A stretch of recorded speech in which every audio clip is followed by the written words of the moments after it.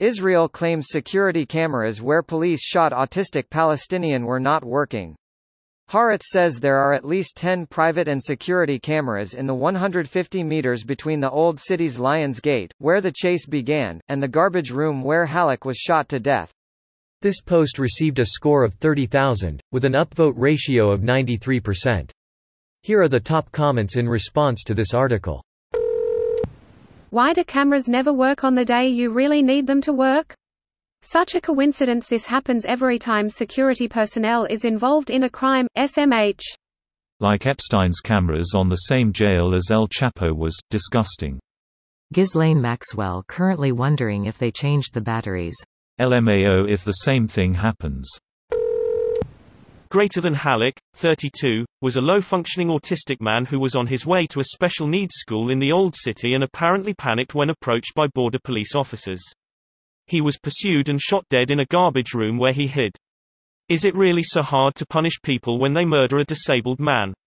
Why protect the killers?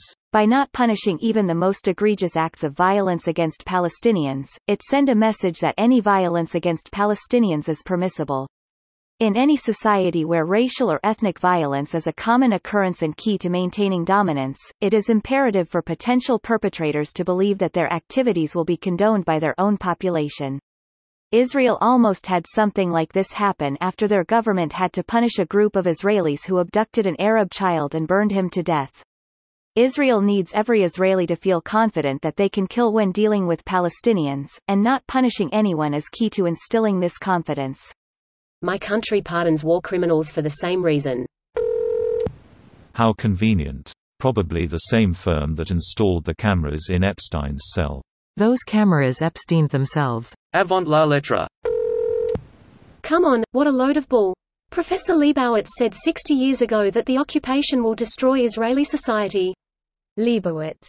He wasn't the only one. The occupation has slowly rotted Israel's morality.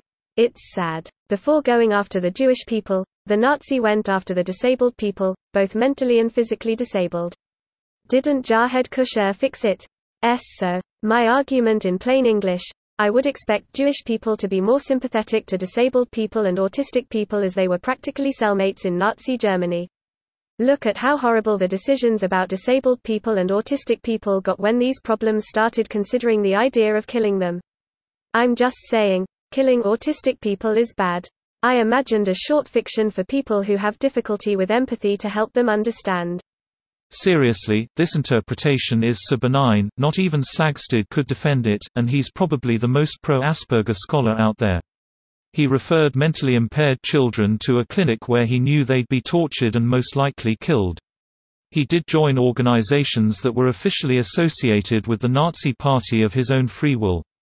I find it hilariously that you write and yet Reddit is still upvoting this completely ahistoric fantasy that tries to excuse the crimes of a Nazi sympathizer. This video was automatically created by Reddit to speech. The article and comments in this video were selected from Reddit according to their upvotes, and any paraphrasing was performed by smmry.com, without any human intervention.